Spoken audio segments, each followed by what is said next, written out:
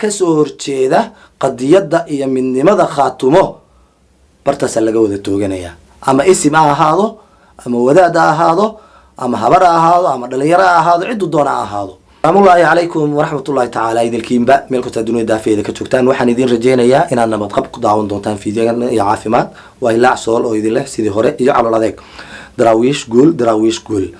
waan wada ogsoonahay jabkii ka raacay jabhadii argagixisada ahayd ee SNM gobolka Sool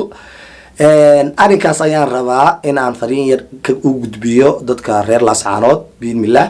ama daraawiish ama dadka aan ka soo jeedo nasbiyad ahaanba horta guul waanu gaarnay falillahi alhamdu laakiin yaan lisdayalsan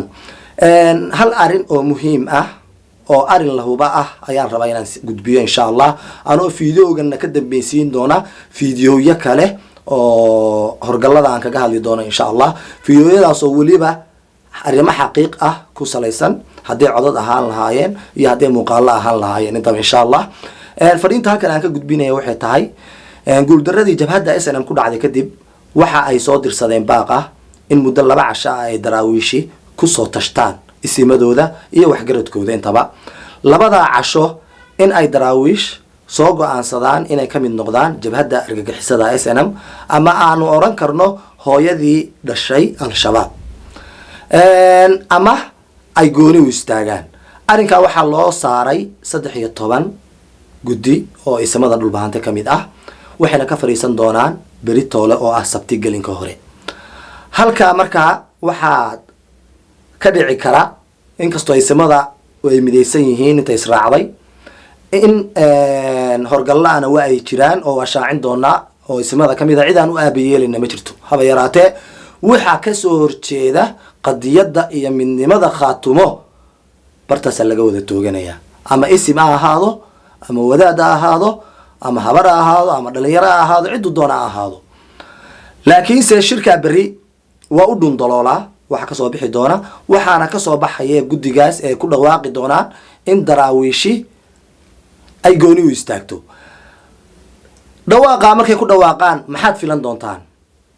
waxaan maqlayaa in meheradihii dib loo furay Laascaanood waxaan kaloo maqlayaa in jidadkii la furay waxaan kaloo maqlayaa in magaaladii shacabkii la kala kaxeeyay waxaan maqlayaa ciidankii hubeysnaa magaalada joogay in la kala fariisiyay yaa la idin hoosgelin la idin hoosgelin waxa laga yaabaa ama suuragal noqon doonta Britoola markii guddiga go'aanku ku dhawaaqo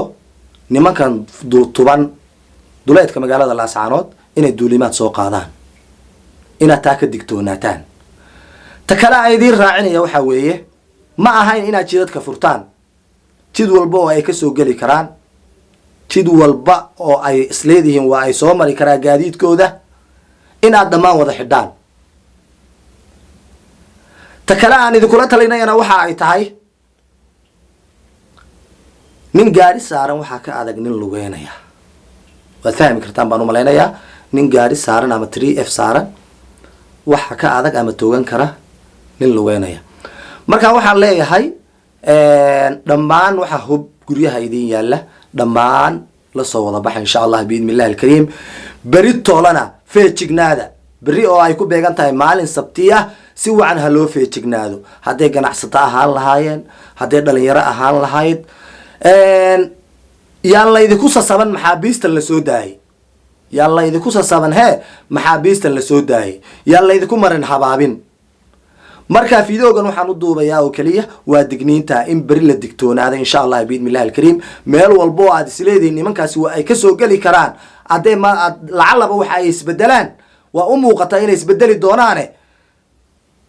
in aad naga xidhaan insha Allah fiidoogan inaad sii share gareysaan dhammaan daraawiish gaarsiisaan guul daraawiish waxaana ku xijin doonaa oo aan soo duubi doonaa dhammaan horgalada kala iibsaday dhulbahante iyo codadkooda oo sir ah